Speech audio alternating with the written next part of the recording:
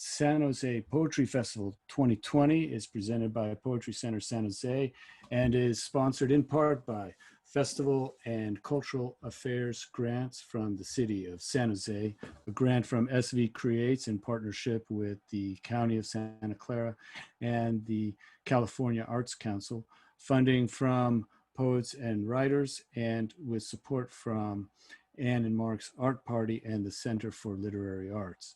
We would like to acknowledge and offer our deepest gratitude to our originally booked live venues for this festival. Of course, we cannot have gatherings at these places. The Art Boutique, Books Inc., Caravan Lounge, Dr. Martin Luther King Jr. Library, which hosts Veterans of Life Right every first Friday.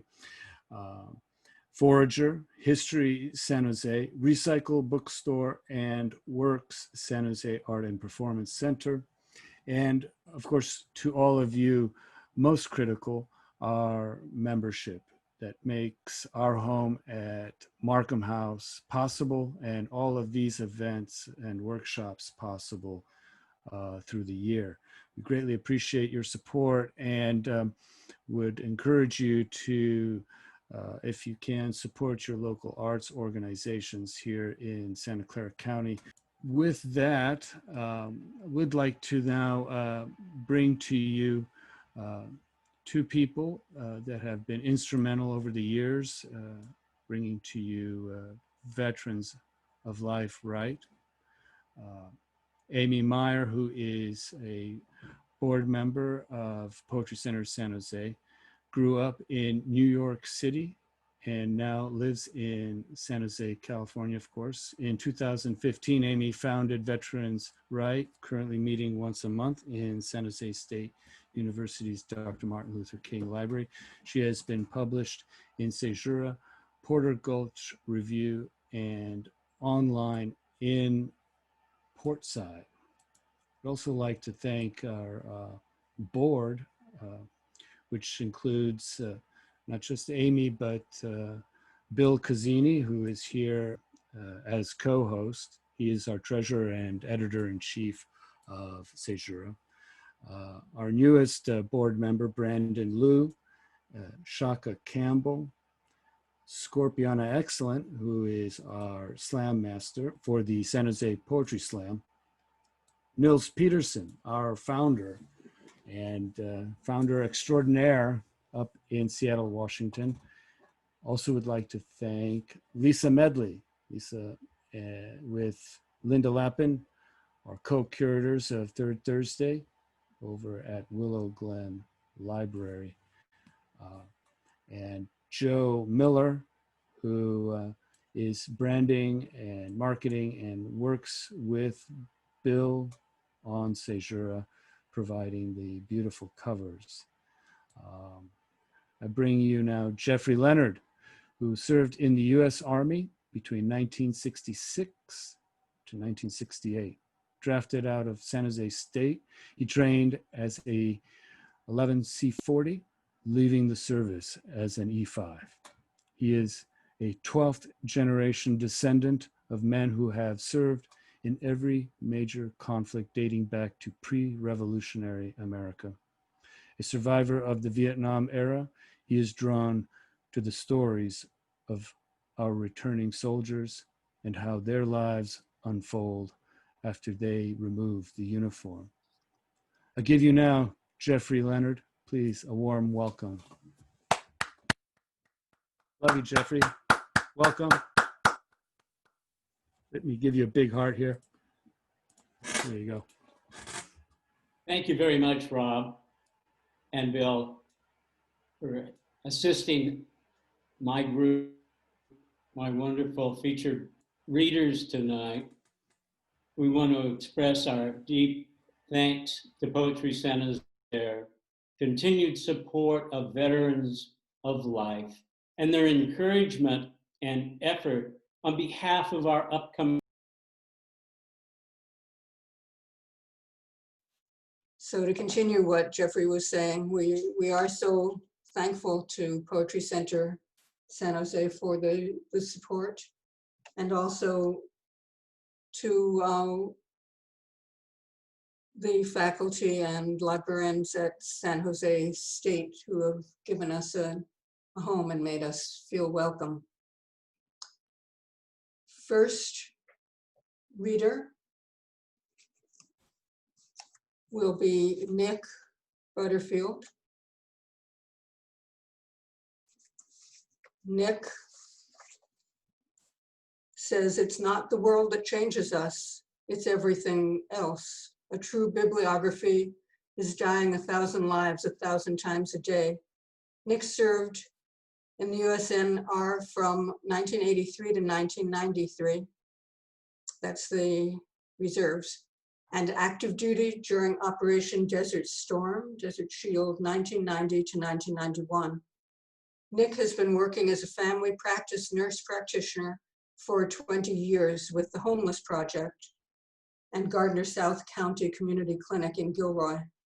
Nick has participated in 3 anthologies sponsored by Poetry Center San Jose and helped co-facilitate the Veterans Right Group that meets at Martin Luther King Library at San Jose State for the last 4 years. Would you please welcome Nick Butterfield? Thank you. Thanks, Amy. I'm going to start out with a poem I wrote. It's called Prodigal. One needs a vision to wrap our mind around, a hill where we can see from. What I've heard has been mostly through walls. The baby crying in the other room. In the news, they are taking down the beds in the Church of St. John the Divine. The beds now are no longer needed. I am hoping the reason is because the prodigal son has returned.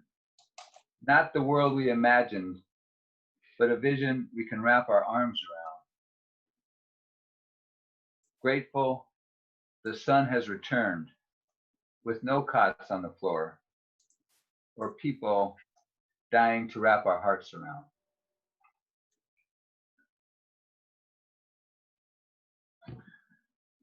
This one is called Hiding. Hiding in place behind a mask, peering through a small window, revealing our need. Wondering what another's need might be. Fear is replaced by isolation. Isolation stripping off our air of self-sufficiency. The nose sensitive to kindness, mindful of ourself, weary of our absences, grateful eyes peering out.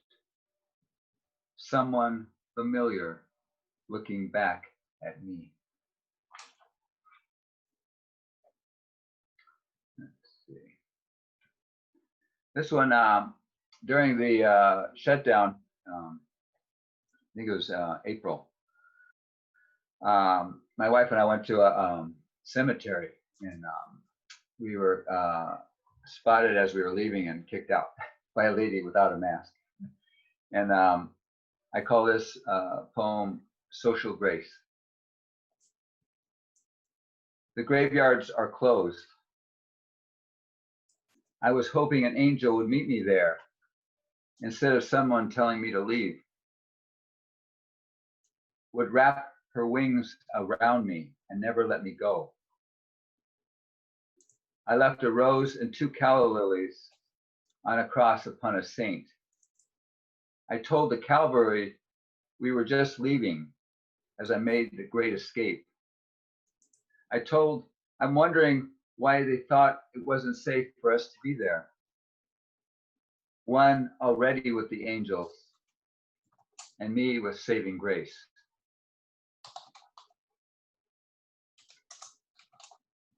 This one, right at the beginning of the shutdown, a friend of ours that I went to school with, he lives now in Norway, He's the first one that told us that he was positive COVID. So this is called The Space Between Us. In college days, we shared a house and a family. He was from Norway and I was from Colorado. He has the virus with a crown and coughs with pain and is too tired to answer his emails. His 7-year-old is separated from him. The space is crowded and his lungs can't breathe. The mother also has the virus with the crown. I don't feel the space between us, and it's hard for me to breathe.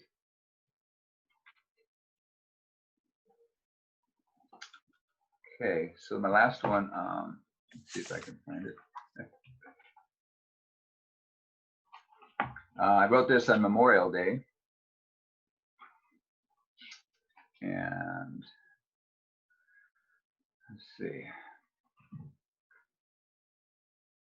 When we return, those bodies in bags should be wrapped in our flag.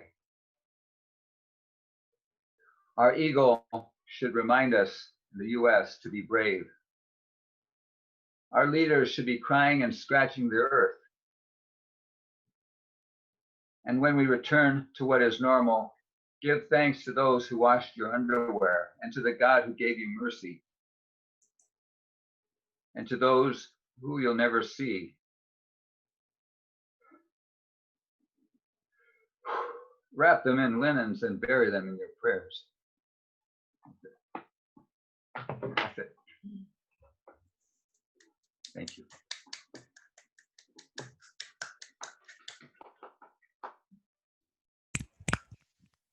Very much. Hey, good. If you're back. With a wing and a prayer, we'll get through the next 3 poems by me. My poem is dedicated to my featured readers tonight, these men and women that I meet once a month and frequently more often than that. It's called Deep Listening. I dedicate this poem to you. It was inspired Emily Dickinson, who wrote, "An ear can break a human heart as quickly as a spear.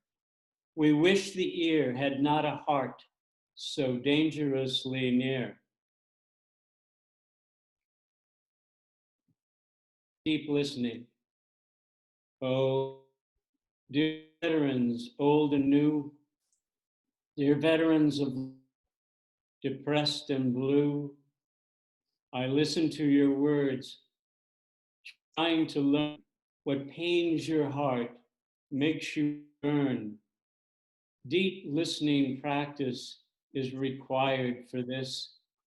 I listen for understanding, uncover our likeness. On occasion, your words impart the painful connection between ear and heart. Deep listening is a practice, important art. I listen to your song, though it sometimes tears you apart. Deep listening evokes a powerful presence. I listen with ears, heart, and reverence. I dedicate this practice for those who struggle. May deep listening help undo the muffle.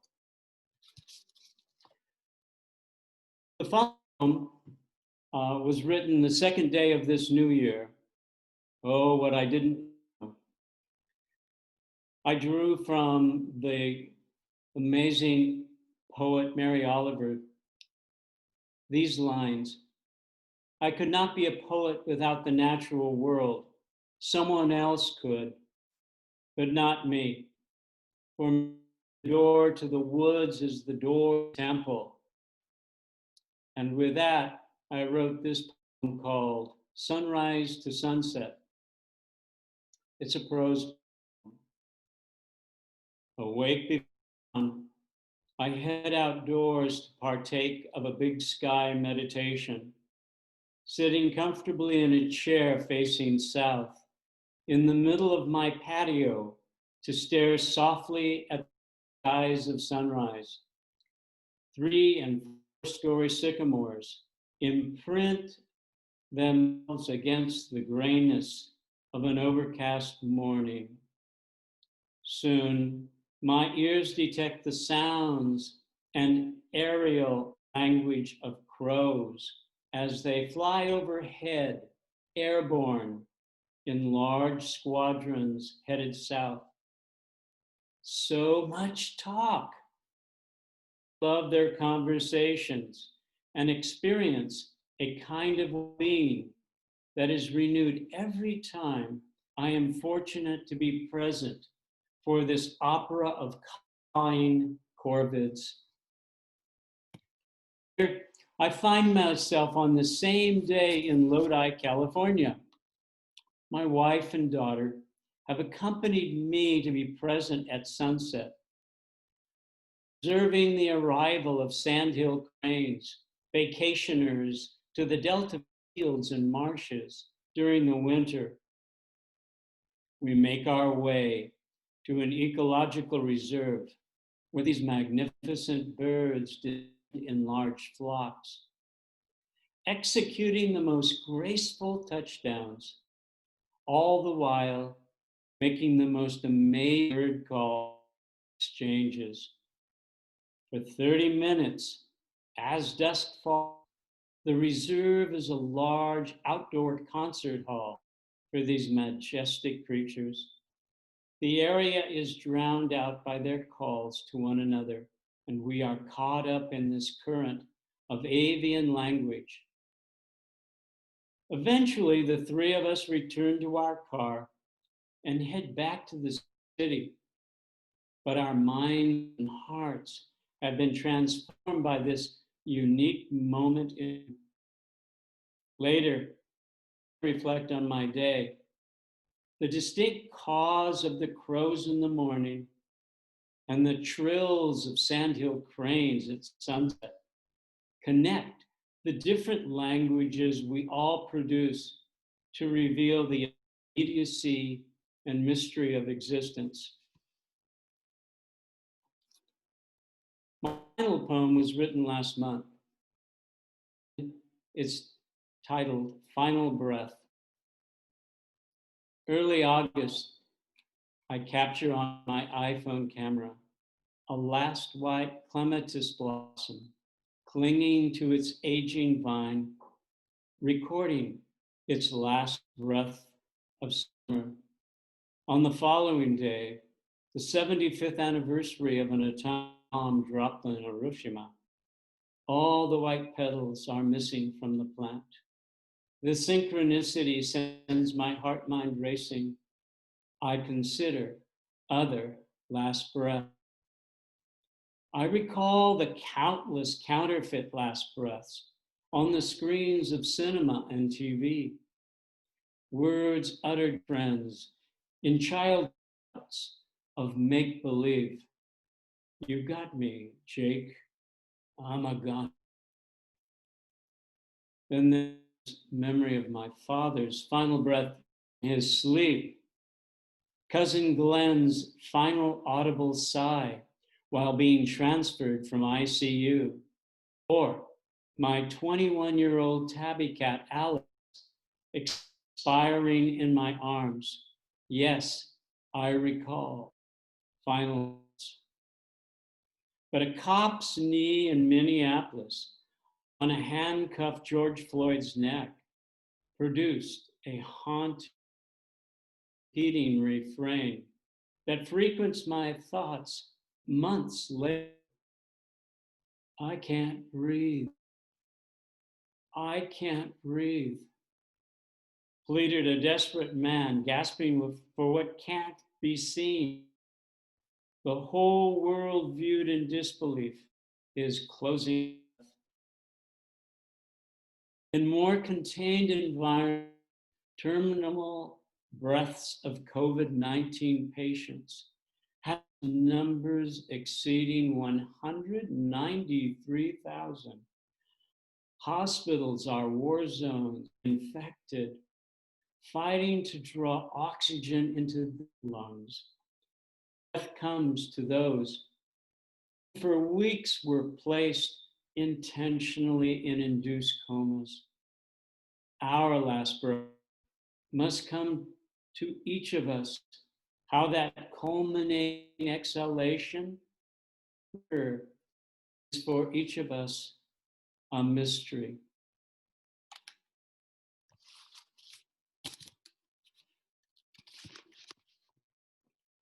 I now have the pleasure of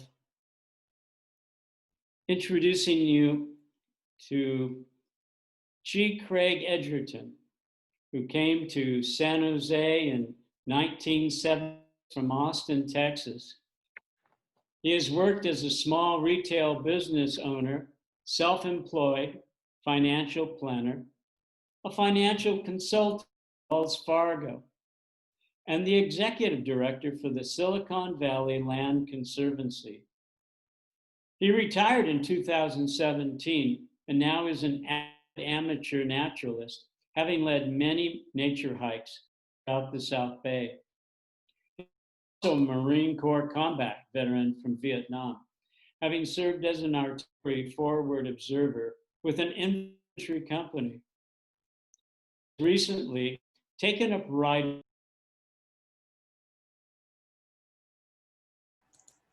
Craig retired in 2017. He's an avid amateur naturalist, has led many nature hikes through the South Bay. He's also a Marine Corps combat veteran from Vietnam, having served as an artillery with the infantry company. He has recently taken up writing and now has 14 poems, a short story about his return from Vietnam, and is working on his autobiography. Please welcome Craig. Thanks, Amy and Jeffrey. Jeffrey, I hope you make it back.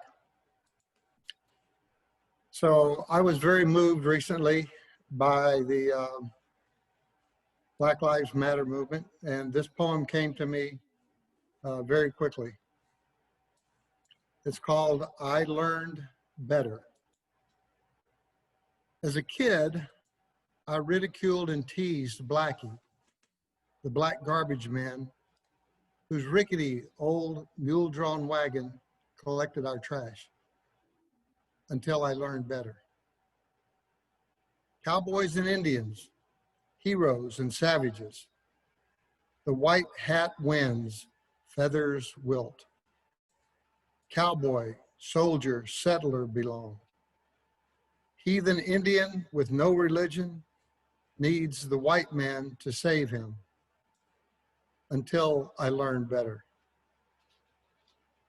As a teen, I derided the lazy Mexicans standing on the corner, not working, hanging out, being useless, speaking their un-American language, until I learned better. In my 20s, I was contemptuous of the homos with their feminine manners and smelling of women's perfume and waving limp hands, until I learned better. In my 30s, men marrying men and women marrying women is against human nature and abhorrent to a normal person, until I learned better. Women in positions of power or influence, I only knew them as moms working at home, taking care of the kids or knitting or cooking and cleaning, until I learned better. The black teen selling weed, he must pay the price. 10 years in prison. The law is always just. Justice and equality for all, blind justice, until I learned better. American military, might is right. The American West, the beaches of Normandy, in Mosul or Incheon or My Lai. American empire prevails. America, right or wrong, until I learned better. I am a white male in his 75th year, a man of privilege, fully accepted for who I am, with little prejudice, successful on my own with no help, pulling myself up by my own bootstraps until I learned better. Because I listened, I heard. Because I read, I learned. Because I looked, I saw. Because I can think, I know that the black man, Blackie, that the lazy Mexican, that the gay man or the lesbian woman, or the struggling, suffering, stuck housewife, or the Indian extirpated from his homeland, or the unjust sentence for the black marijuana dealer, or the buck private giving it all to prevent phantom falling dominoes in Southeast Asia, did not choose their lot, but were assigned it by the systematic structure of racism, homophobia, sexism, fear, power. It is the system, not the individual. I accepted these fables as just the way it is, the way it has always been, the way it will always be, until I learned better.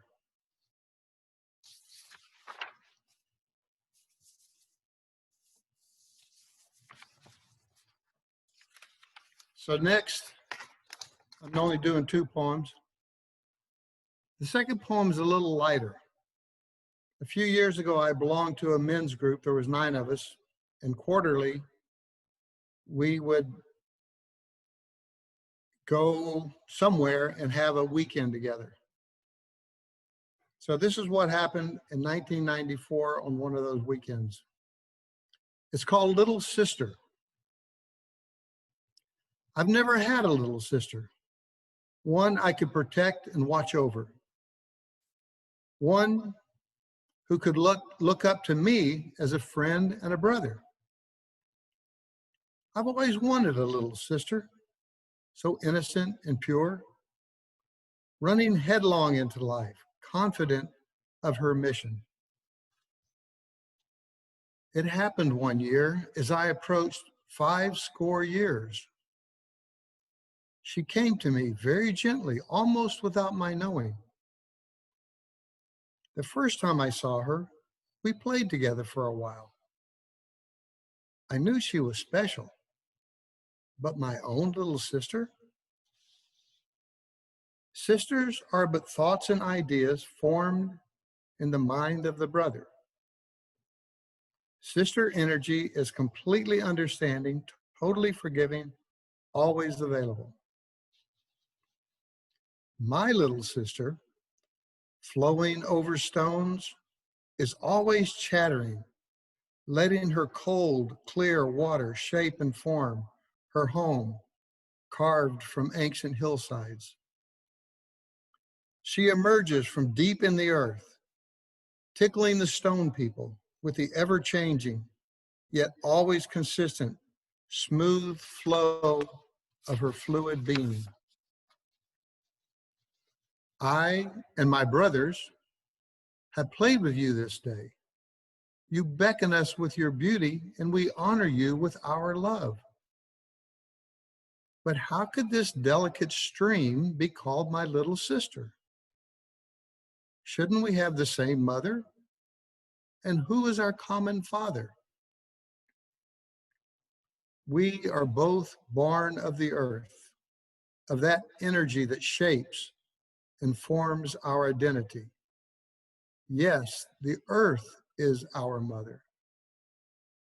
And our father is the sun, our giver of light and warmth, and our very sustenance.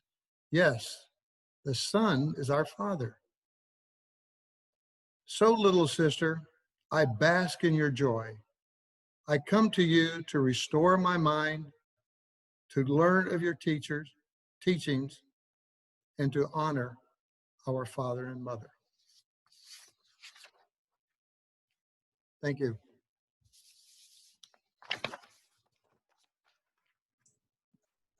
Thank you, Craig. That was beautiful. Next up is Carol Coughlin. Carol was born in Germany to an American army man she never knew. Her mother, a young German woman. Raised by her grandmother on stories and poems, she moved to the United States at age 9 with her mother and adopted father, an Air Force man. Carol Coughlin.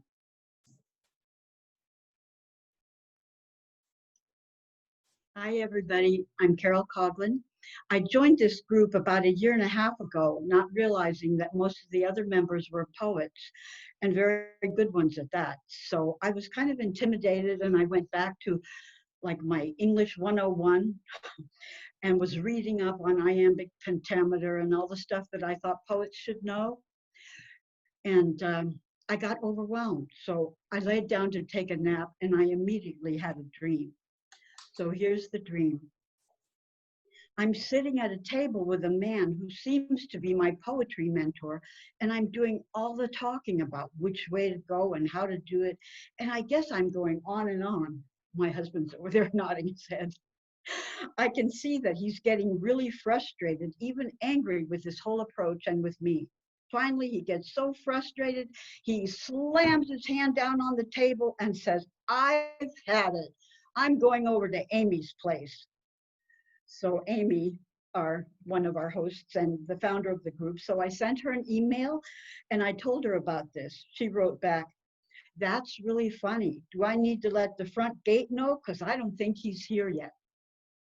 So thank you, Amy, and everybody in the group for making this so welcoming, for being so welcoming, and for making this such a pleasurable experience. So I started to write a series of poems about places that I've lived. And the first one is called In America. In America, I heard the old women. In America.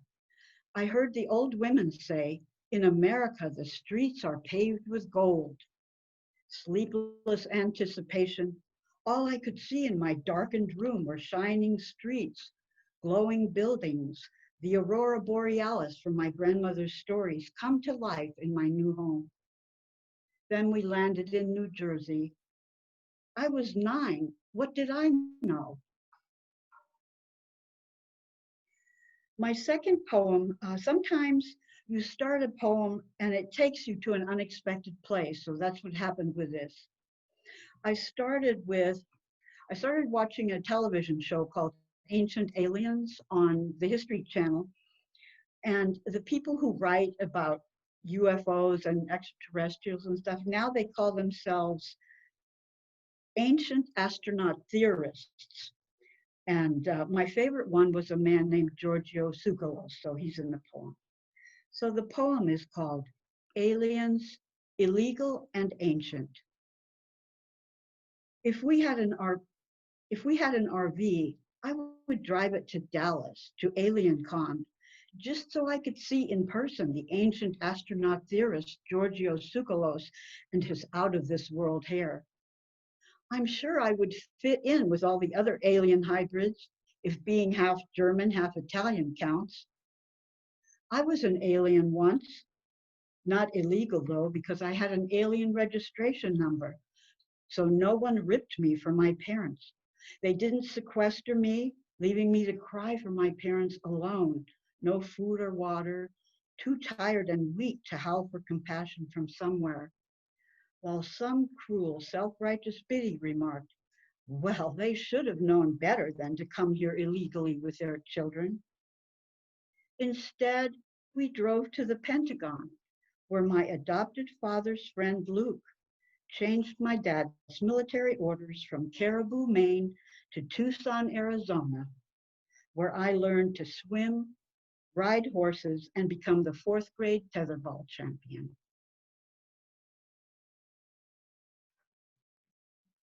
So a couple years after Tucson, we moved to Ohio in between. I haven't written about Ohio yet.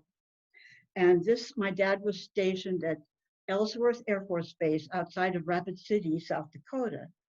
And even though Rapid City is a decent sized city, the air base was out in the middle of nowhere. And there's always a lot of stuff to do on the base. They have lots of amenities. And I came in the middle of the school year. And so in my first week in school, we were seated alphabetically, and there was a boy named Charlie in front of me. And the class had just started, and all of a sudden his head went back and he hit my desk. And I realized he was having a seizure. And the teacher ran out of the room, I guess to get the nurse. But suddenly I don't know where I knew this. I went, would you two help me put him on the floor so he doesn't hurt himself, and let's touch him so that he knows we're here and all this stuff. So a couple of days later, when Charlie came back to school, he came over and thanked me. And he said, my dad runs the riding stables on the base. Would you like to go riding? And I said, I'd love to. And so began a year-long love affair, but not with Charlie, with a horse. So this is called The Girl That I Was. Just outside of Rapid City, South Dakota, an eagle cries in the early summer morning as I walk to the stables to clean stalls, so Charlie's father will let me ride my favorite Indian pony. He said the pony was dangerous, hardly liked anyone, but he liked me from the day we set eyes on each other. He stood quietly by the fence while I saddled him. Charlie's father said, well, I'll be. The pony neighed softly. Later, we would ride slowly, properly, until we were out of sight. Then the girl that I was leaned slightly forward, prodding the pony into a slow canter, then a full-on gallop into the mini Badlands. It was our secret. The girl that I was, so proper and well-behaved, didn't have many opportunities to burst into blossom out in nature.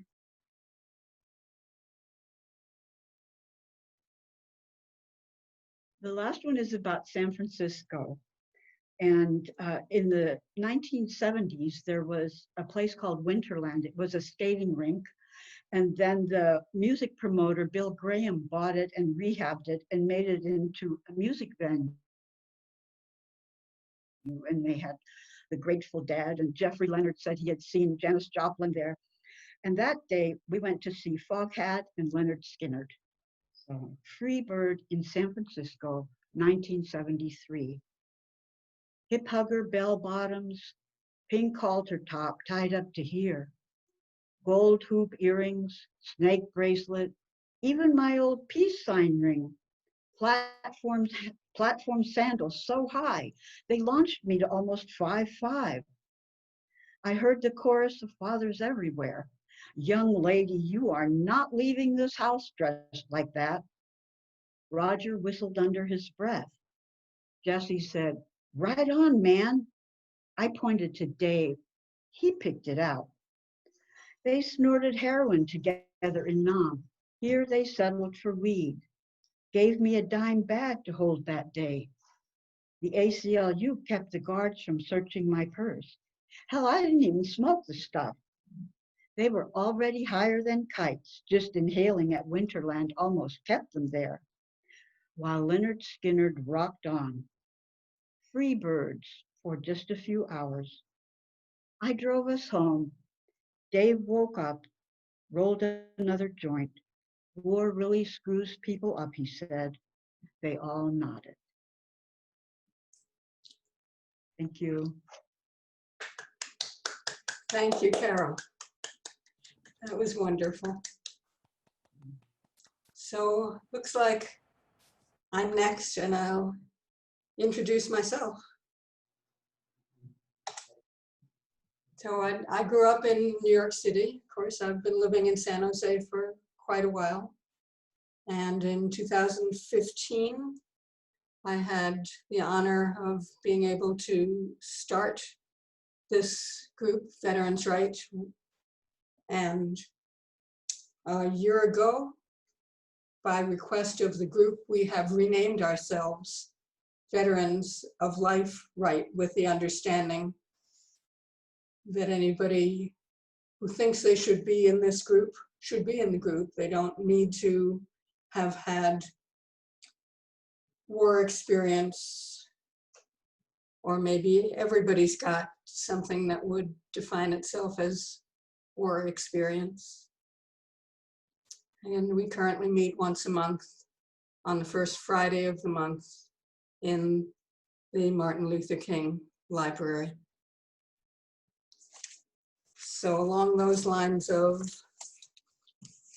there seems to be war here and war there, and unfortunately everywhere.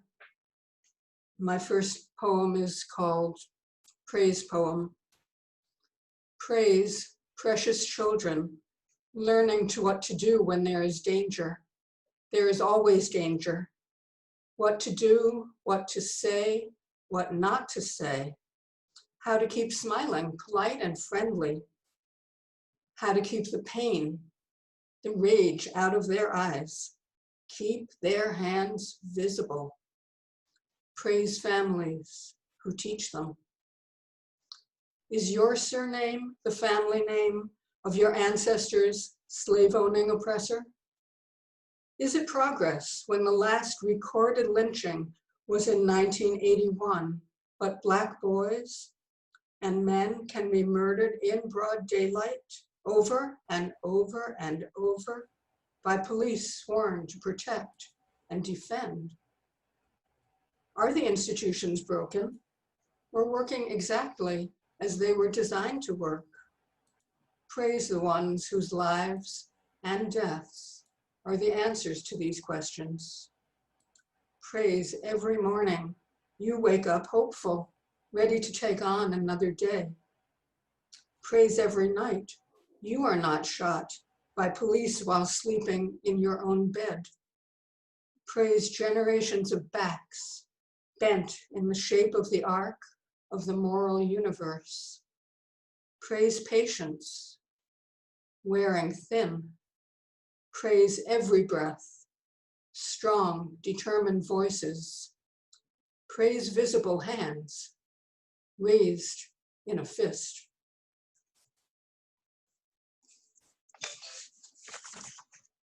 The next poem is along the same lines, but a little more hopeful, titled Better Angels, after Lincoln's first inaugural. We must not be enemies, but friends, touched by the better angels of our nature. Have you lived a single day of your life when no one threatened any other person in this country? We wish each other peace. We may as well wish for angels to land on each of our reaching empty hands. While we divide you from me by race, religion, ethnicity, sex, age, skin color, ability, disability, veteran, civilian, occupation, political affiliation, social class, education, and more by any differences we can conjure. In this land of life, liberty, and the pursuit, we tolerate hunger, homelessness, fear-mongering, and hate, inferior education for the poor, institutional non-white incarceration, sexual predation, closed borders, family separation. If it is possible to feel the absence of something we have never known, we miss the practice of patience and compassion, kindness, awareness, caring, fairness. For all people in this nation, in our workplace, schools, in our hospitals, stores, and streets, to name a few, angels of our better nature, we have been longing for so long. Please, open our frightened, fisted hearts Without you, we are lost, alone. Please, come soon. And my last poem is a total change of pace because I can't leave on that kind of note. This is called Good Use of Time. I used to fit more tasks into a day than anyone I know. Proud of how much I could do. Unproductive time and aggravation. Sleep, my only relaxation. Now, relaxation is my occupation. Time for imagination and creation. Watching shape-shifting cloud formations, greeting quail and deer as they pass through. Many more days behind me than in front, it's true. Yet how much more I now enjoy the view. The blessings of retirement. Thank you very much. Carol Steele, not a veteran. Her parents were in the Army during World War II. She married a Vietnam veteran and had a daughter. For 12 years, her grandson has been in the Army, and her poetry is about the experience of having a soldier, a family member soldier, serving in a time of war. Carol Steele. Thank you, Amy. I'm going to begin with 2 haiku. His deepening voice reports he's just enlisted. Again, spring rain, rain. In sweltering heat, his class graduates, one step closer to boot camp.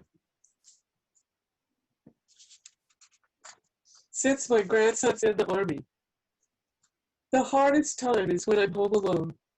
After breakfast, straightening the living room, stacking yesterday's newspapers, or dusting the leather sofa where we read together on weekends when he was small. He always surprised me at first glance because he looked exactly like my son. In photographs, I could tell them apart only by their clothes. As I fold the laundry, I enter the dust-colored world of war. Over and over, images layer in. A transport truck with the front end blown out. Troops on foot clearing an area, house by house, weapons drawn. A soldier on a stretcher rushed into the operating bay, blood running down his face. I hold my breath until the air runs out. When I breathe again, all the grandmothers come rushing in, Afghan, Iraqi, and soon others too, as they shake their rugs and rearrange their pillows, thinking of their sons and grandsons. They too struggle to hold back tears. They too worry and set their cups back on the shelf.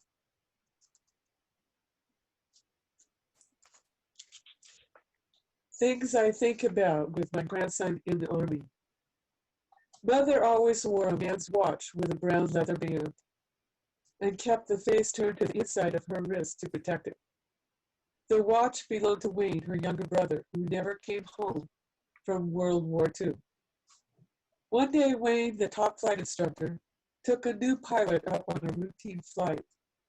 The guy made a mistake that would have killed a lot of our soldiers. With no other way out, Wayne grabbed the controls and took the plane down. My grandson texts he'll be deployed to Iraq in March with a dirty unit we won't hear about in the news. His truck will be dropped by parachute. He'll jump, get in, and drive. Each day, the window cracks open a little wider. 2 uniformed soldiers, jaws tight, shoulders extra squared, might walk side by side to my daughter's door.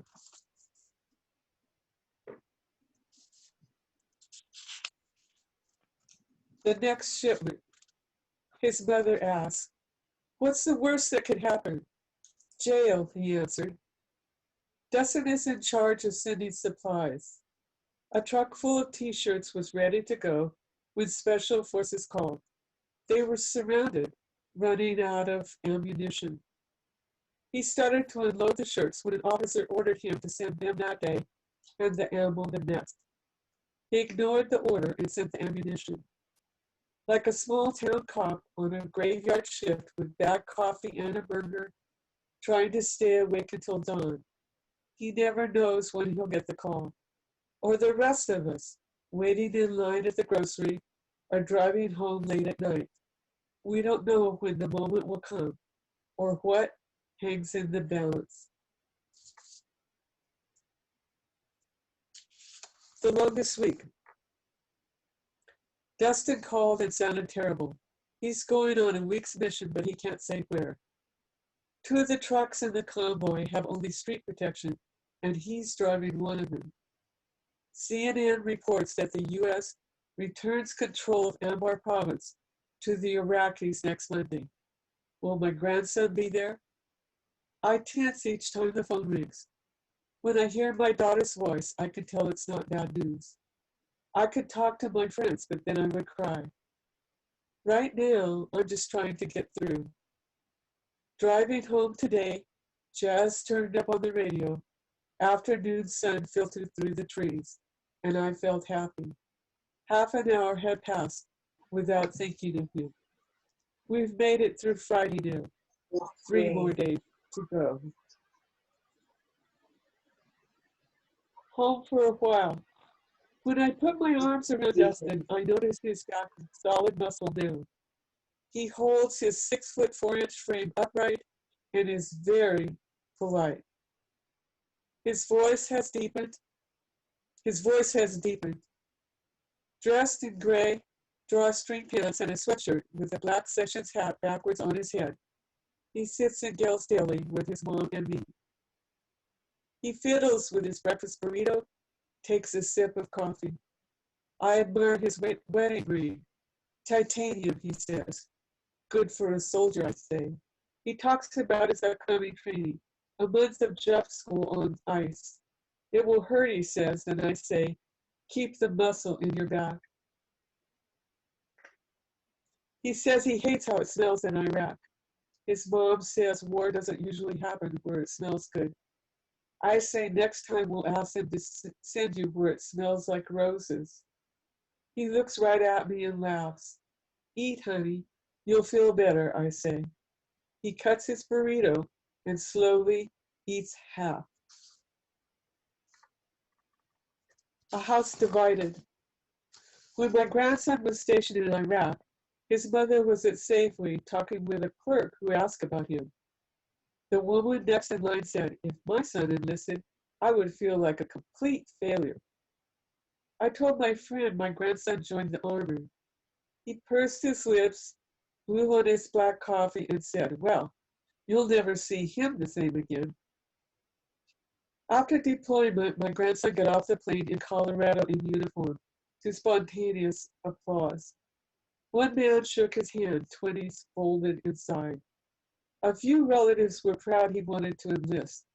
I tried to find something else he'd like to do until he said, I want to be a soldier. Some grandparents were so worried they threatened to kidnap him. Home on leave, eating hamburgers at my house, my grandson asks, why can't they disagree and still support me? I remind him that in the Civil War, even brothers fought on opposite sides.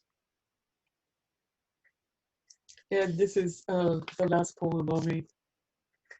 Again, I'll hang prayer flags. Again, I'll hang prayer flags outside my kitchen window. Bright colors each month slowly fading to gray, the black ink leaching out in the sun. Before my grandson's tour is over, wind will tear the flags to ragged strips, prayers carried on the air. I'll wear my rubber camouflage bracelet with his name on it. I'll keep his picture in uniform, face somber, the flag behind him, and my letter to him waiting for the mail on the altar by my door. I devour every scrap of combat news, study this war like I studied Vietnam. There, my best friend died. The men I knew who came back were broken inside. My grandson, may he come back, and if he's wounded, may they be wounds he can heal from. Thank you very much. Thank you so much. Thank you. Okay, so you're bearing with our technical difficulties. Let's see who we can get to the microphone next. Not sure if I'm on or not. Am I You're on? We can hear you. Let's You're on. go for it. Okay, Bill, go for it. Okay, I guess I can take it from here then. Yes. Thank you, Craig, for volunteering, but I'll read it.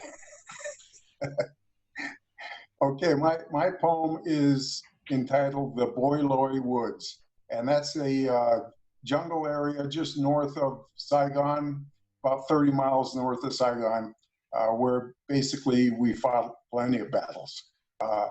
And this poem is basically about the enduring spirit of war in a changing world. There is a place beneath canopied trees where he bled and lay on that quiet trail too long.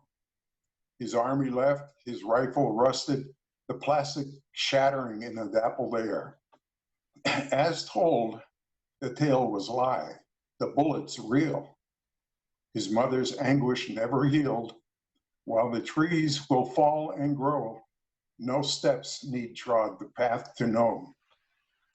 But listen, still to the rustling breeze, the murmuring leaves in swaying trees that tell of heartache and tortured lives in distant places long disappeared. That'll do it. I'm glad I was able to finally get on.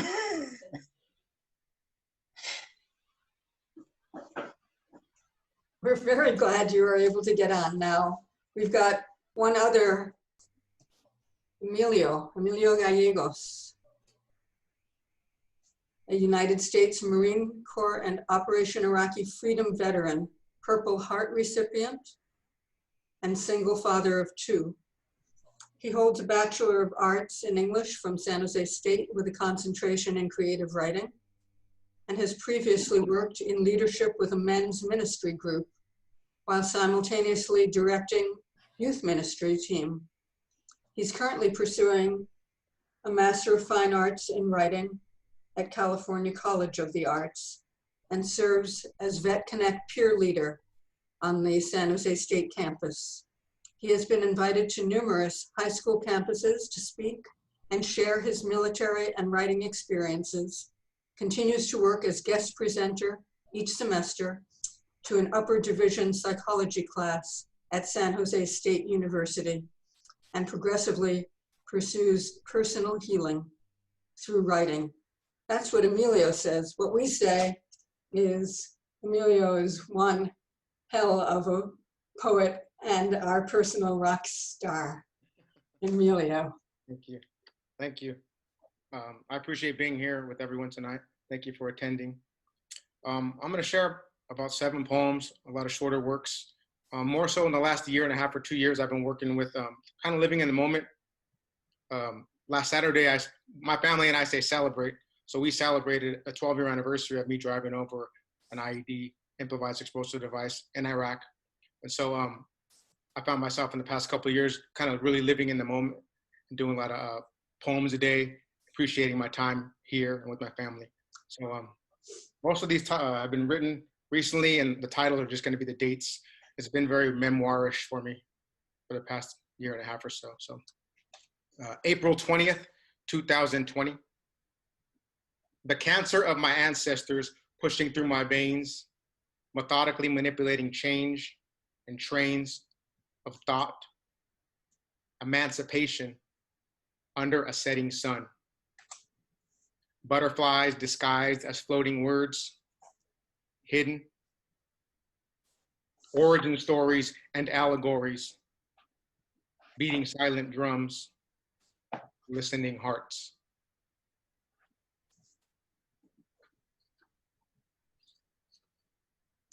April 28th, 2020. Boastful in my blunders and selfishly selfless, resolute, speaking in absolutes, a cartographer, steadily setting sacred lines, circles and rhymes, the life and times of ego dying and old blood finally drying over puncture wounds. Too soon to celebrate, but not too late to appreciate. New chapters read to new ears by a new voice with new fears.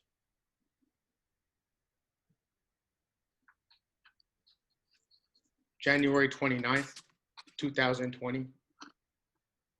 Stained chains accenting darkness to light, caveats and forget-me-nots, silently fighting, breathing by writing, and whispering words, walking in paragraphs of dialogue. Disguised eyes digesting, bittersweet, heavy marks of a pen.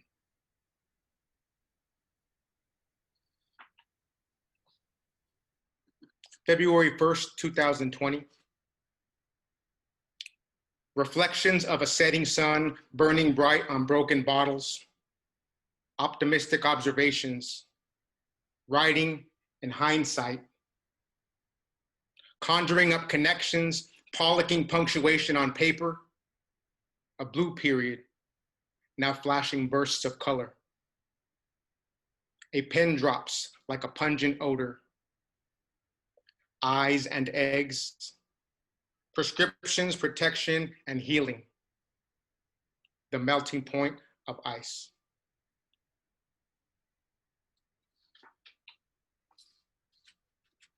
August 1st, 2020.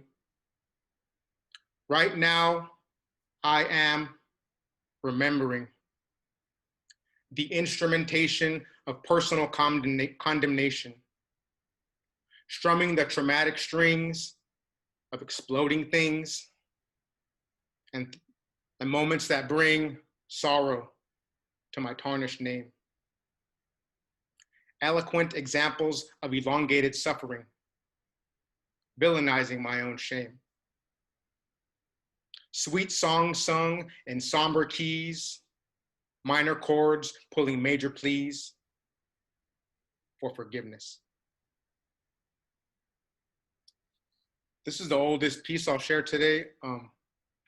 I like to, when events come up, I do what I know, so I'll write.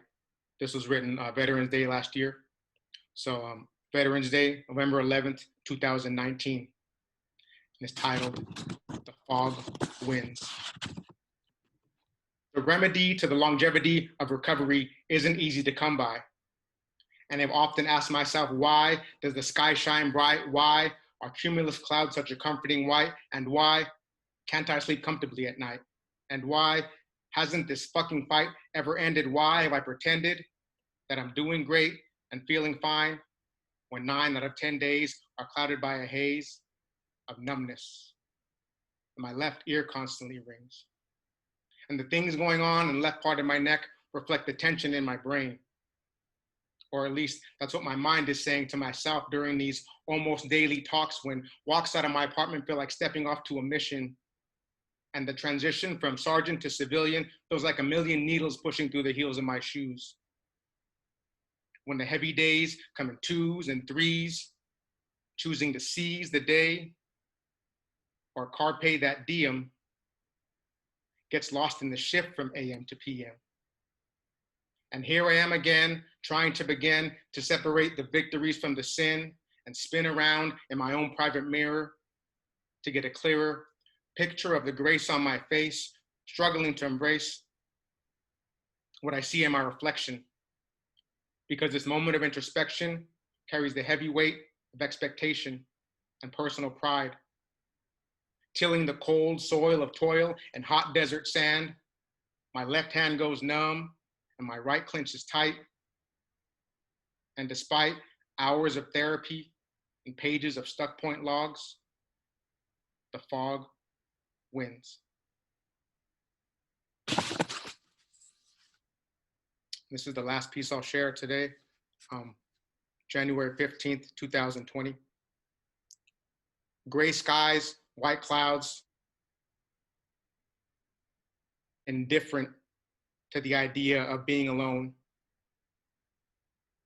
And home is a place I'm not sure I've ever known, but it's where my heart is, and I'm struggling to find it. Thank you.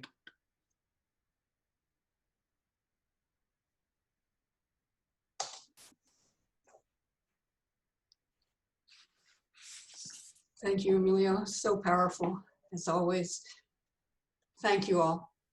Thank you, Amy. Consider supporting Veterans of Life Right.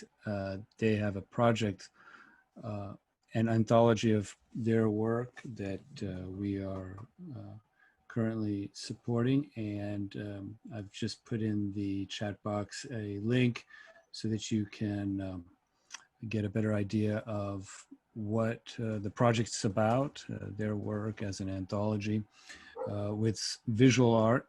And if you'd like to support that, we'd greatly appreciate it. And I'd like to send a billion thanks to the San Jose Poetry Festival Committee, Bill Cazzini, Mighty Mike McGee, and Julia Canavesi. They've done yeoman's work getting this operation together for y'all, and have done tremendous work, and many, many thanks to them. So when you see them, please give them a warm thank you. And thank you, Amy. Thank you, Jeffrey. Thank you, Veterans of Life Right, for participating in tonight's event. And all of you who have joined us tonight.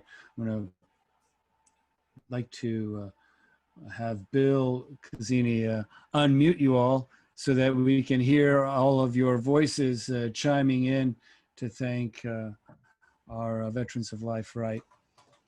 Go ahead and let's see if we can unmute you all. All right. Ask all to unmute. There you go.